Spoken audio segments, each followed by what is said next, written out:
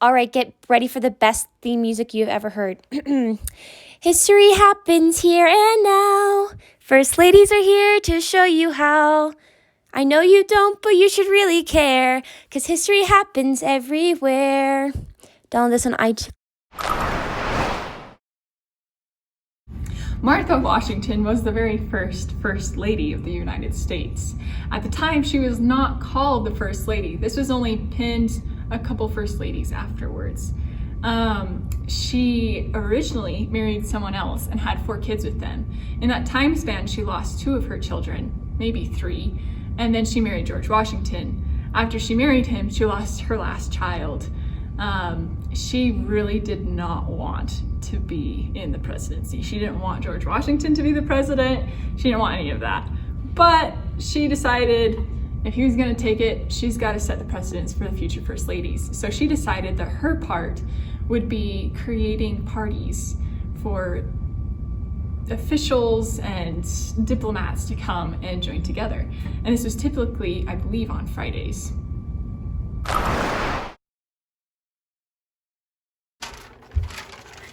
Abigail Adams, or more commonly known as Madam President, was the second First Lady of the United States. Abigail was an advocate for women's rights. In one of her most famous quotes, she said, "Remember the ladies." During John Adams' presidency, she was called Madam President because of the advice and views she expressed to her husband, which many times changed his view. Abigail opposed slavery and advocated for women's rights. She was a very intelligent and educated woman during her time, which she passed on to her 5 kids. 4 of them she raised by herself when John was a diplomat in France for 7 years. Abigail Adams was so ahead of her time. She really established what a First Lady should be.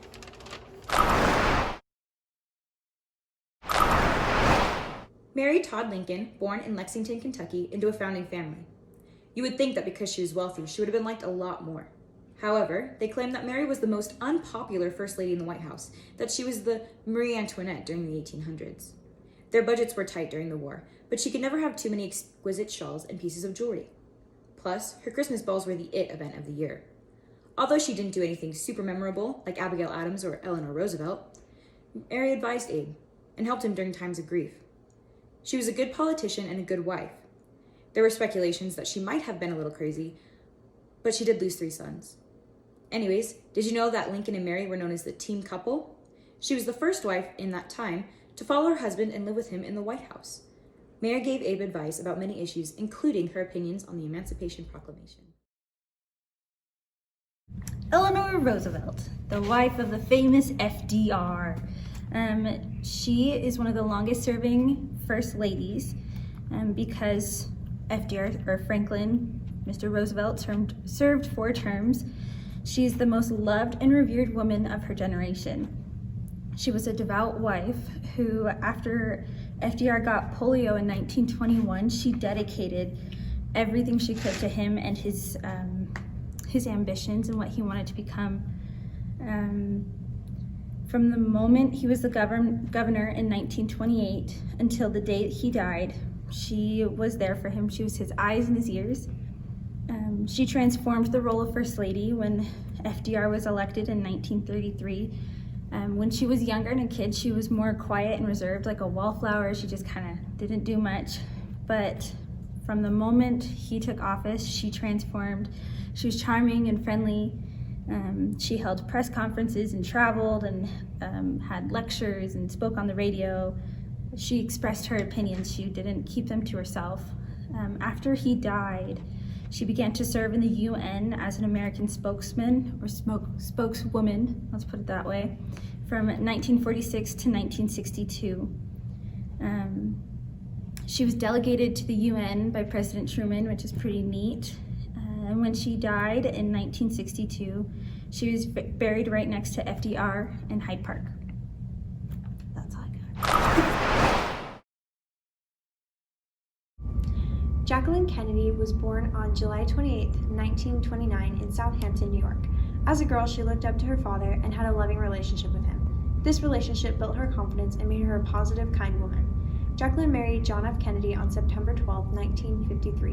When he was elected as president, Jacqueline hired a press secretary to manage her contact with the media. She was a trendsetter and was considered the ideal woman to the media, but was also considered a challenge for future first ladies to live up to. While it was her top priority to care for her family, she also made it her mission to promote the arts and its history. She also began the iconic Kennedy Rose Garden, which was completed in 1962. On November 21, 1963, she witnessed the assassination of her husband. Secret Service agents recounted that he saw Jacqueline climbing into the back of the limousine, supposedly reaching for a piece of her husband's skull. He died shortly after emergency surgery, and she didn't remove the now bloodstained pink Chanel suit for a while because she wanted them to see what they have done to Jack. The suit has been placed in the National Archives and Records Administration, not to be placed on public display until the year 2103. After her death on May 19, 1994, she has been a major influence on women, a style icon, and one of the most popular first ladies in presidential history. Melania Trump was a very successful model and businesswoman who launched a jewelry line and a skincare line. One of her accomplishments as First Lady is her program called Be Best. It is a public awareness program that focuses on well-being for youth and advocating against cyberbullying and drug use. The First Lady is assertive, strong-minded, and a highly successful woman. Her instincts about people are acute. The president calls her his best pollster. She is the one who encouraged Trump to run for president. President Trump tends to agree with her, and he takes her views very seriously. Some have said that she is the reason Mike Pence was picked as vice president. She thought he would be loyal, a quality both Trumps value above all others, and it appears she was right. She is the first call he makes after a speech or a rally because he trusts her and he does not trust very many people. I hope you learned a lot today about what the First Ladies have got to say. Men are important, but women are too. Now go see what history will happen to you.